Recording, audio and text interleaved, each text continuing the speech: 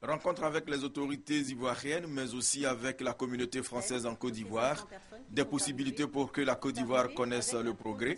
De l'argent, 630 millions d'euros dans un premier temps pour soutenir le développement. En priorité, éducation, formation, enseignement supérieur. Il y a aussi l'eau, le développement urbain, la justice et la sécurité. Il y a une vraie volonté au sein du gouvernement de pouvoir être en position d'absorber le plus rapidement possible cet argent pour pouvoir avancer très vite. Il est très très important, enfin c'est ce que les membres du gouvernement m'ont dit et c'est la volonté du président Ouattara, que concrètement la population voit des avancées très rapides. Il y a une impatience aujourd'hui qui est normale, une impatience chez les Ivoiriens et aussi chez les Français qui sont ici de voir les choses évoluer le plus vite possible. La réconciliation est un autre volet important. Elle inclut les partis opposés. Chacune doit y trouver sa place. La justice doit s'appliquer à tous dans l'équité. Aujourd'hui, le FFI est à Dakar.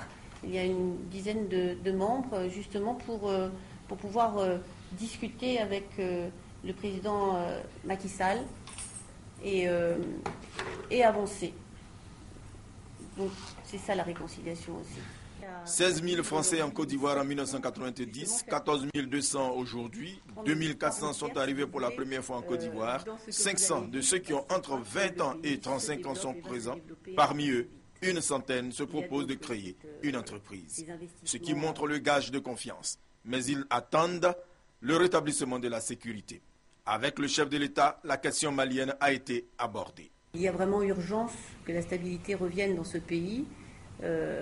La situation au Nord Mali est très préoccupante et nous inquiète énormément, mais il faut une certaine stabilité à Bamako pour que les forces maliennes, l'armée malienne, qui bénéficie aujourd'hui déjà d'une réorganisation et d'une formation, puissent continuer à en bénéficier, mais cela ne peut se passer que si elles sont sous le contrôle du civil, d'un gouvernement civil.